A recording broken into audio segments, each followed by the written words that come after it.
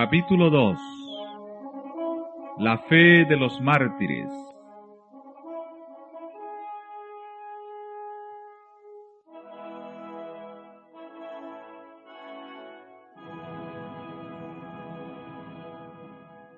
Cuando Jesús reveló a sus discípulos la suerte de Jerusalén y los acontecimientos de la segunda venida, predijo también lo que habría de experimentar su pueblo desde el momento en que él sería quitado de en medio de ellos, hasta el de su segunda venida en poder y gloria para libertarlos.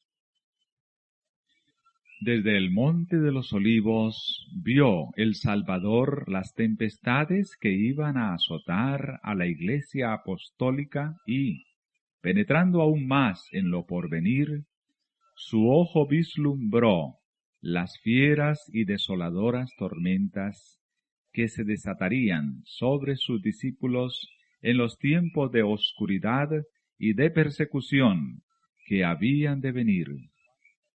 En unas cuantas declaraciones breves, de terrible significado, predijo la medida de aflicción que los gobernantes del mundo impondrían a la Iglesia de Dios.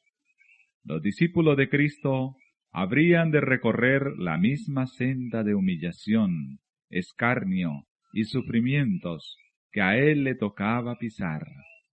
La enemistad que contra el Redentor se despertara iba a manifestarse contra todos los que creyesen en su nombre.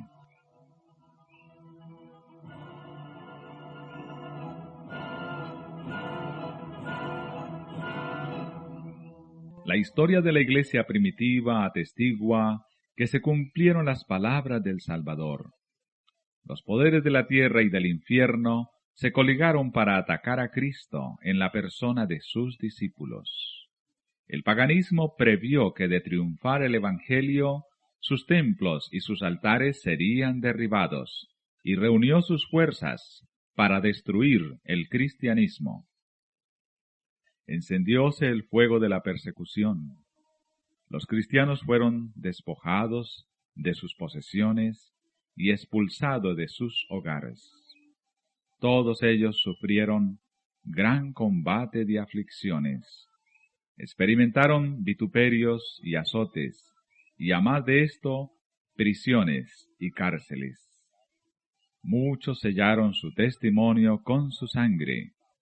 Nobles y esclavos, ricos y pobres, sabios e ignorantes, todos eran muertos sin misericordia.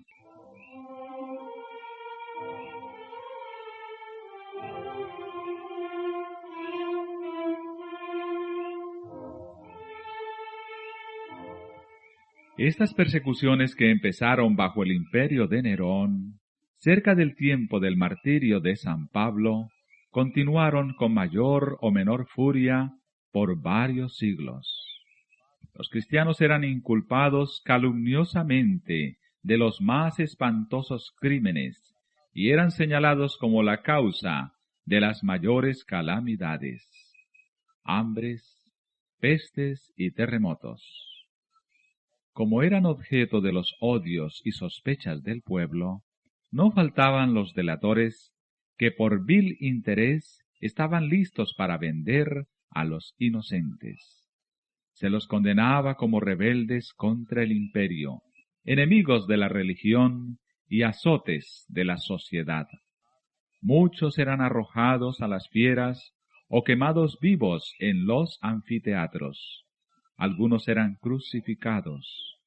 A otros los cubrían con pieles de animales salvajes y los echaban a la arena para ser despedazados por los perros.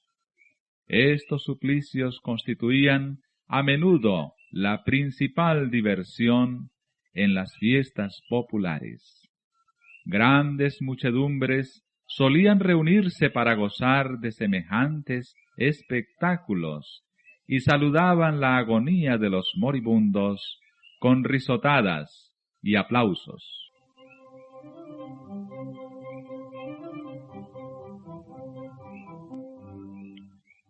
Doquiera fuesen los discípulos de Cristo en busca de refugio, se les perseguía como a animales de rapiña.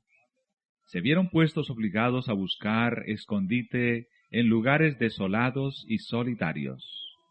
Anduvieron destituidos, afligidos, maltratados, de los cuales el mundo no era digno, andando descaminados por los desiertos y por las montañas, y en las cuevas y en las cavernas de la tierra. Las catacumbas ofrecieron refugio a millares de cristianos. Debajo de los cerros, en las afueras de la ciudad de Roma, se habían cavado a través de tierra y piedra largas galerías subterráneas, cuya oscura e intrincada red se extendía leguas más allá de los muros de la ciudad. En estos retiros, los discípulos de Cristo sepultaban a sus muertos y hallaban hogar cuando se sospechaba de ellos y se los proscribía. Cuando el dispensador de la vida despierte a los que pelearon la buena batalla, muchos mártires de la fe de Cristo se levantarán de entre aquellas cavernas tenebrosas.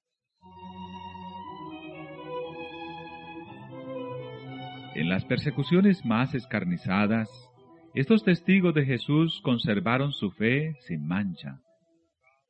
A pesar de verse privados de toda comodidad y aun de la luz del sol, mientras moraban en el oscuro pero benigno seno de la tierra, no profirieron quejas. Con palabras de fe, paciencia y esperanza, se animaban unos a otros para soportar la privación y la desgracia. La pérdida de todas las bendiciones temporales no pudo obligarlos a renunciar a su fe en Cristo. Las pruebas y la persecución no eran sino peldaños que los acercaban más al descanso y a la recompensa.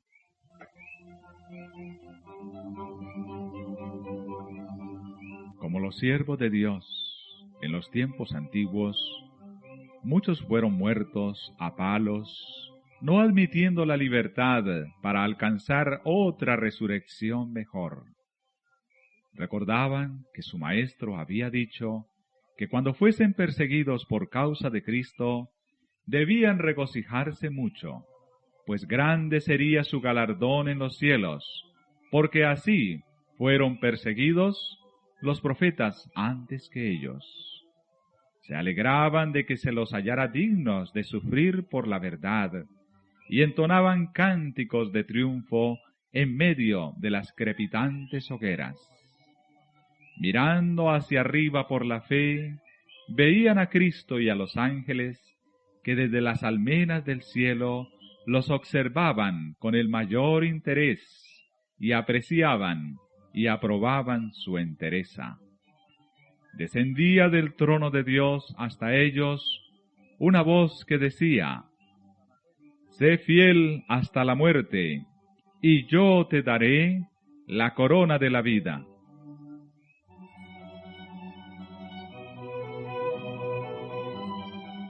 Vanos eran los esfuerzos de Satanás para destruir la iglesia de Cristo por medio de la violencia. La gran lucha en que los discípulos de Jesús entregaban la vida no cesaba cuando estos fieles portaestandartes caían en sus puestos. Triunfaban por su derrota. Los siervos de Dios eran sacrificados, pero su obra seguía siempre adelante. El Evangelio cundía más y más, y el número de sus adherentes iba en aumento. Alcanzó hasta las regiones inaccesibles por las águilas de Roma. Dijo un cristiano, reconviniendo a los jefes paganos que atizaban la persecución: «Atormentadnos, condenadnos, desmenuzadnos, que vuestra maldad es la prueba de nuestra inocencia. De nada os vale vuestra crueldad. No era más que una instigación más poderosa para atraer a otros a su fe. Más somos cuanto derramáis más sangre, que la sangre de los cristianos es semilla.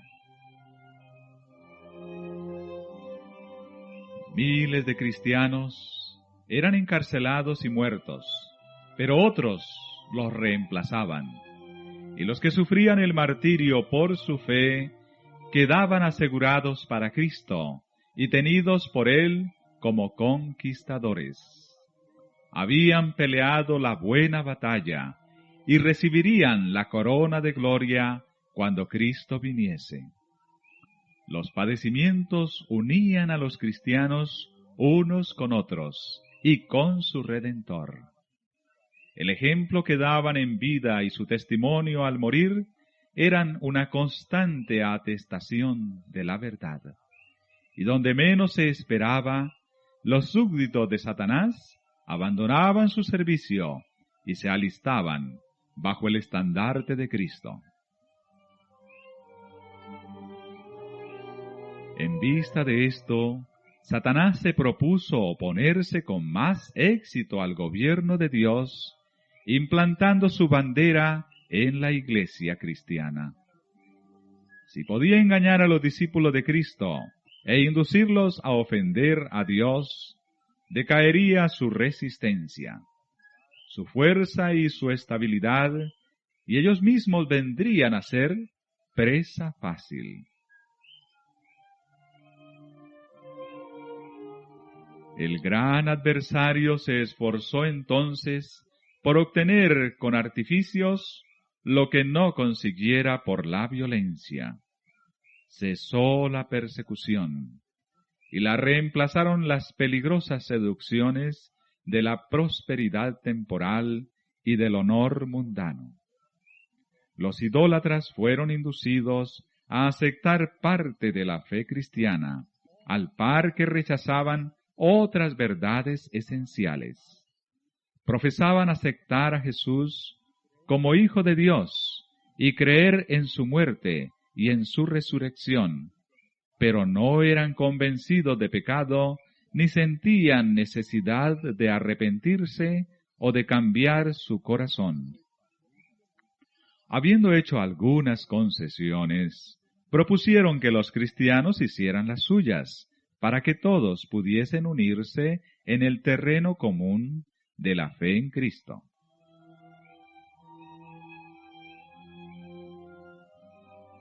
La Iglesia se vio entonces en gravísimo peligro, y en comparación con él, la cárcel, las torturas, el fuego y la espada eran bendiciones. Algunos cristianos permanecieron firmes, declarando que no podían transigir. Otros se declararon dispuestos a ceder o a modificar en algunos puntos su confesión de fe y a unirse con los que habían aceptado parte del cristianismo, insistiendo en que ello podría llevarlos a una conversión completa. Fue un tiempo de profunda angustia para los verdaderos discípulos de Cristo. Bajo el manto de un cristianismo falso, Satanás se introducía en la iglesia para corromper la fe de los creyentes y apartarlos de la palabra de verdad.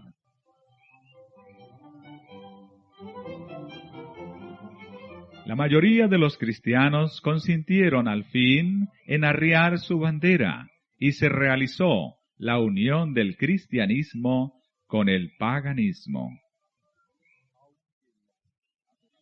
Aunque los adoradores de los ídolos profesaban haberse convertido y unido con la Iglesia, seguían aferrándose a su idolatría, y sólo habían cambiado los objetos de su culto por imágenes de Jesús y hasta de María y de los santos. La levadura de la idolatría, introducida de ese modo en la Iglesia, prosiguió su funesta obra. Doctrinas falsas, ritos supersticiosos y ceremonias idolátricas se incorporaron en la fe y en el culto cristiano. Al unirse los discípulos de Cristo con los idólatras, la religión cristiana se corrompió y la Iglesia perdió su pureza y su fuerza. Hubo, sin embargo, creyentes que no se dejaron extraviar por esos engaños y, adorando solo a Dios, se mantuvieron fieles al autor de la verdad.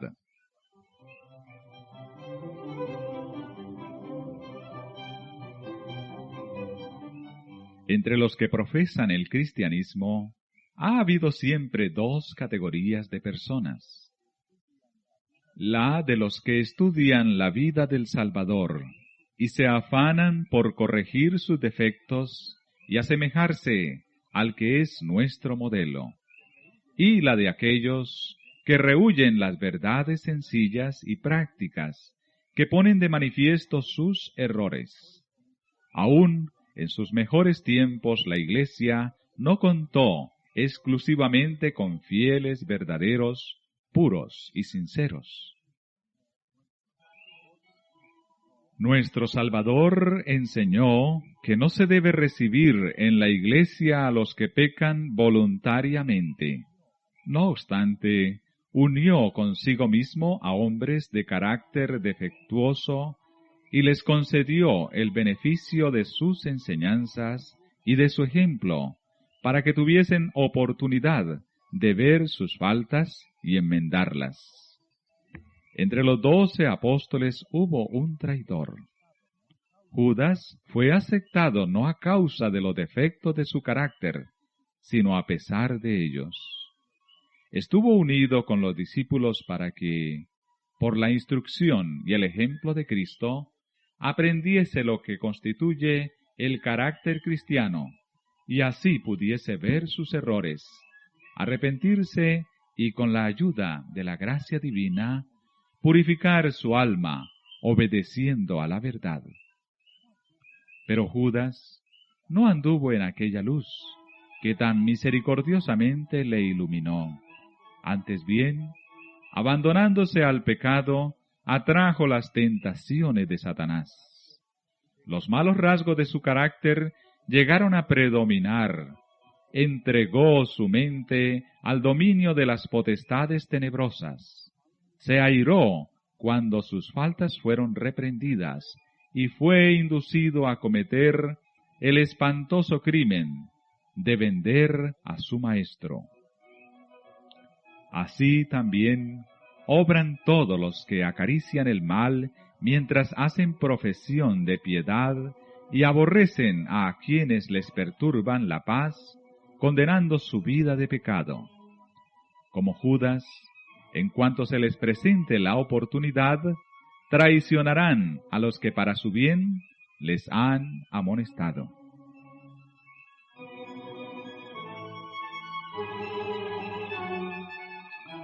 Los apóstoles se opusieron a los miembros de la Iglesia que, mientras profesaban tener piedad, daban secretamente cabida a la iniquidad. Ananías y Zafira fueron engañadores que pretendían hacer un sacrificio completo delante de Dios, cuando en realidad guardaban para sí con avaricia parte de la ofrenda. El Espíritu de verdad reveló a los apóstoles el carácter verdadero de aquellos engañadores, y el juicio de Dios libró a la Iglesia de aquella inmunda mancha que empañaba su pureza. Esta señal evidente del discernimiento del Espíritu de Cristo en los asuntos de la Iglesia llenó de terror a los hipócritas y a los obradores de maldad. No podían éstos seguir unidos a los que eran, en hábitos y en disposición, fieles representantes de Cristo. Y cuando las pruebas y la persecución vinieron sobre éstos, sólo los que estaban resueltos a abandonarlo todo por amor a la verdad, quisieron ser discípulos de Cristo. De modo que mientras continuó la persecución, la Iglesia permaneció relativamente pura, pero al cesar aquella, se adhirieron a ésta conversos menos sinceros y consagrados, y quedó preparado el terreno para la penetración de Satanás.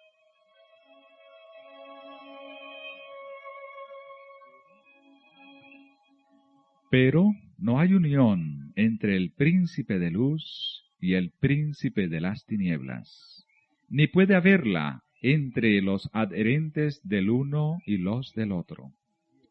Cuando los cristianos consintieron en unirse con los paganos, que sólo se habían convertido a medias, entraron por una senda que los apartó más y más de la verdad. Satanás se alegró mucho de haber logrado engañar a tan crecido número de discípulos de Cristo. Luego ejerció aún más su poder sobre ellos y los indujo a perseguir a los que permanecían fieles a Dios. Los que habían sido una vez defensores de la fe cristiana eran los que mejor sabían cómo combatirla, y estos cristianos apóstatas, junto con sus compañeros semipaganos, dirigieron sus ataques contra los puntos más esenciales de las doctrinas de Cristo.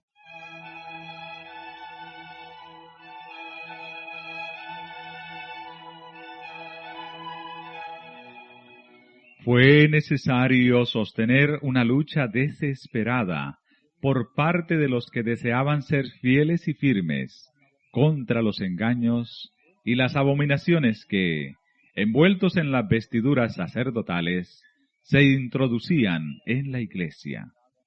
La Biblia no fue aceptada como regla de fe. A la doctrina de la libertad religiosa se la llamó herejía, y sus sostenedores fueron aborrecidos y proscritos.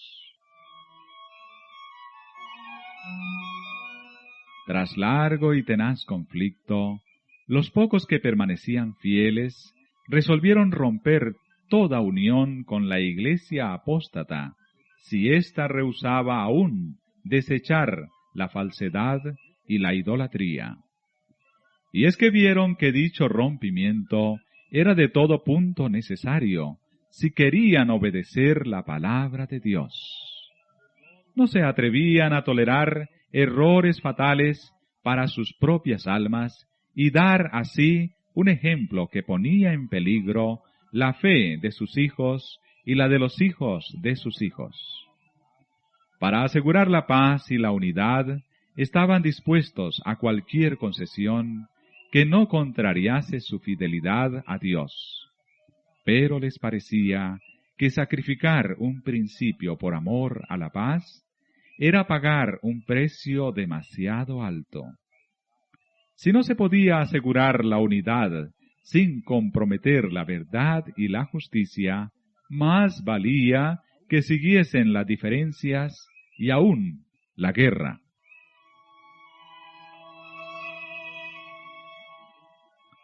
Bueno sería para la Iglesia y para el mundo que los principios que aquellas almas vigorosas sostuvieron revivieran hoy en los corazones de los profesos hijos de Dios.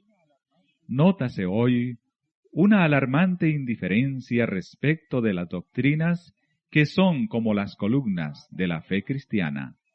Está ganando más y más terreno la opinión de que, al fin y al cabo, dichas doctrinas no son de vital importancia.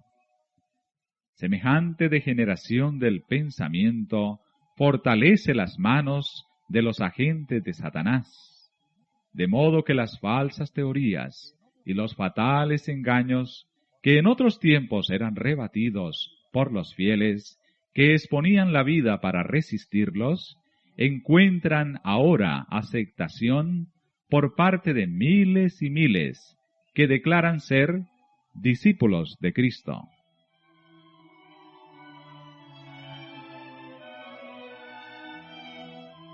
No hay duda de que los cristianos primitivos fueron un pueblo peculiar. Su conducta intachable y su fe inquebrantable constituían un reproche continuo que turbaba la paz del pecador. Aunque pocos en número, escasos de bienes, sin posición ni títulos honoríficos, aterrorizaban a los obradores de maldad dondequiera que fueran conocidos su carácter y sus doctrinas. Por eso los odiaban los impíos, como Abel fue aborrecido por el impío Caín. Por el mismo motivo que tuvo Caín para matar a Abel, los que procuraban librarse de la influencia refrenadora del Espíritu Santo daban muerte a los hijos de Dios. Por ese mismo motivo los judíos habían rechazado y crucificado al Salvador, es a saber, porque la pureza y la santidad del carácter de éste constituían una reprensión constante para su egoísmo y corrupción. Desde el tiempo de Cristo hasta hoy, sus verdaderos discípulos han despertado el odio y la oposición de los que siguen con deleite los senderos del mal.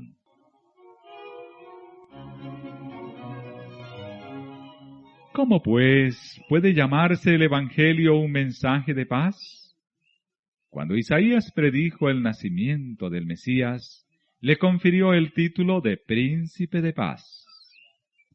Cuando los ángeles anunciaron a los pastores que Cristo había nacido, cantaron sobre los valles de Belén: Gloria en las alturas a Dios, y en la tierra paz, buena voluntad para con los hombres.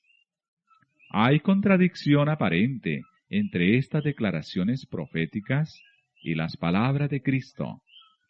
No vine a traer paz, sino espada. Pero si se las entiende correctamente, se nota armonía perfecta entre ellas. El Evangelio es un mensaje de paz.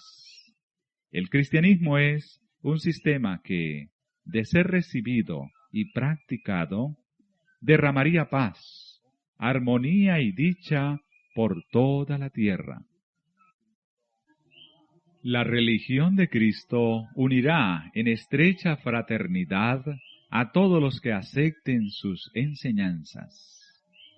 La misión de Jesús consistió en reconciliar a los hombres con Dios y así a unos con otros.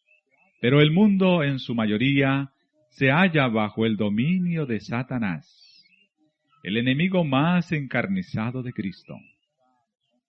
El Evangelio presenta a los hombres principios de vida que contrastan por completo con sus hábitos y deseos, y por esto se rebelan contra él. Aborrecen la pureza que pone de manifiesto y condena sus pecados, y persiguen y dan muerte a quienes los instan a reconocer sus sagrados y justos requerimientos. Por esto, es decir, por los odios y disensiones que despiertan las verdades que trae consigo, el Evangelio se llama una espada.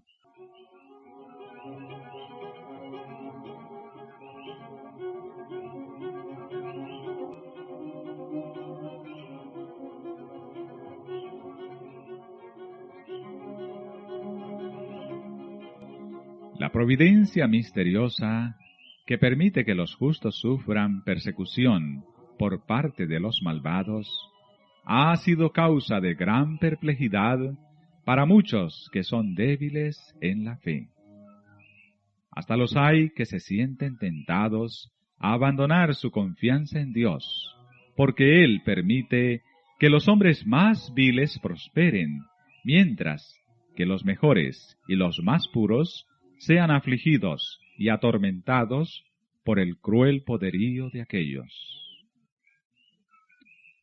¿Cómo es posible, dicen ellos, que uno que es todo justicia y misericordia y cuyo poder es infinito, tolere tanta injusticia y opresión?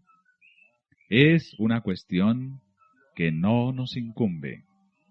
Dios nos ha dado suficientes evidencias de su amor, y no debemos dudar de su bondad, porque no entendamos los actos de su providencia.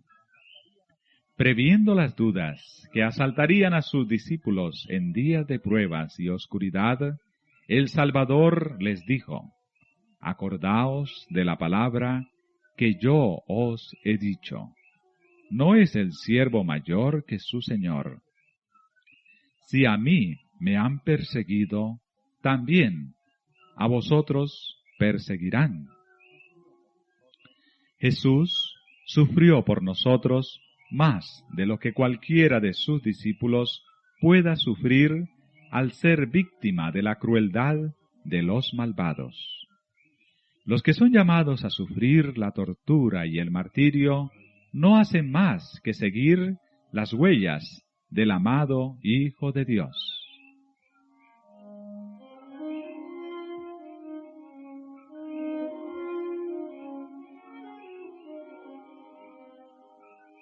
El Señor no tarda su promesa.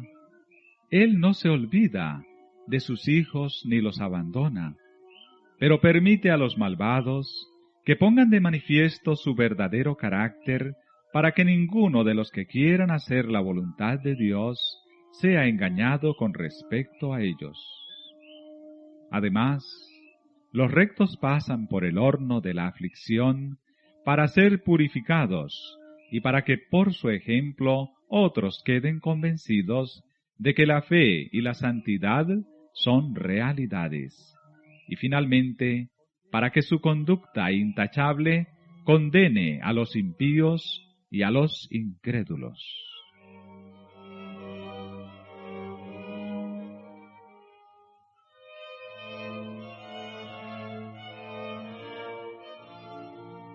Dios permite que los malvados prosperen y manifiesten su enemistad contra Él, para que cuando hayan llenado la medida de su iniquidad, todos puedan ver la justicia y la misericordia de Dios en la completa destrucción de aquellos. Pronto llega el día de la venganza del Señor, cuando todos los que hayan transgredido su ley y oprimido a su pueblo recibirán la justa recompensa de sus actos. Cuando todo acto de crueldad o de injusticia contra los fieles de Dios será castigado como si hubiera sido hecho contra Cristo mismo.